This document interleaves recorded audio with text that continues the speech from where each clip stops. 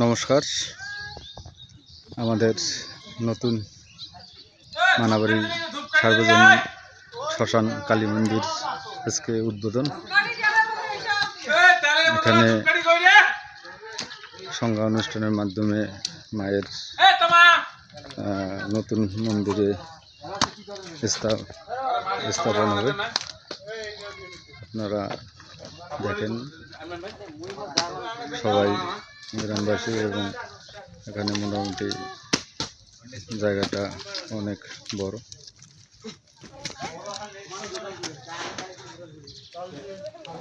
16 শতক জমির ভিতরে শ্মশান মন্দির। এখানে নতুন করে সবাই মাটি কাটতেছে, আর ওখানেই দাহ কাজ জন্য প্রস্তুত করা হচ্ছে। সবাইকে নমস্কার।